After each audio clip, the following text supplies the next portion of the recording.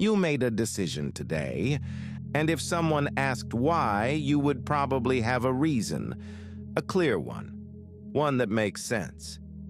But there is something worth sitting with. What if the decision happened first, and the reason arrived later?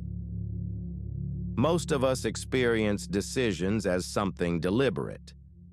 First we think, then we weigh options, then we choose. That sequence feels natural. But sometimes the choice has already begun quietly before the explanation appears. What if the feeling arrived first, and the reasoning follow to explain something that had already happened? And what does it mean that the explanation feels so complete, even when it came last? Think about the last time you ended a conversation early. Maybe you said you were tired, or busy, or that you needed to leave. And those things may have been true. But if you look closely, the decision to leave may have already happened before the words appeared. Something in the conversation felt off, a tone that didn't sit right, a direction that quietly drained your energy. There was no calculation, no conscious weighing of options, just a subtle pull toward the exit. And only after that pull, your mind found a reason. That made the choice feel intentional. Or think about a time your opinion of someone slowly changed. Less enthusiasm, less curiosity, more distance. If someone asked you why, you could probably give a reason. A moment they said something wrong, a pattern you had noticed, and the explanation would feel logical. But often the shift had already happened. Your feeling had moved first. The explanation arrived later to make the change understandable, even in small choices. Choosing a restaurant, picking a route, deciding what to buy. You may already feel which option you prefer. But the comparison begins anyway. You think it through. You weigh the details, and eventually you choose the option you already wanted. The thinking felt genuine, but it may have been confirming a choice that had already formed quietly. The human mind prefers coherent stories, especially stories where you appear thoughtful, deliberate, and in control.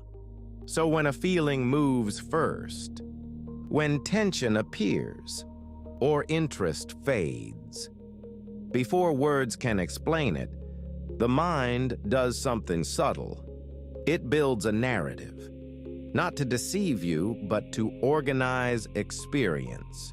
Instead of presenting the moment as something shifted inside me, the mind presents it as, here is why you feel this way.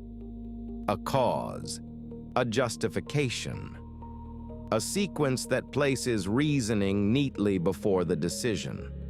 Because a story with explanation feels more stable than admitting that the decision may have arrived silently before the thinking caught up.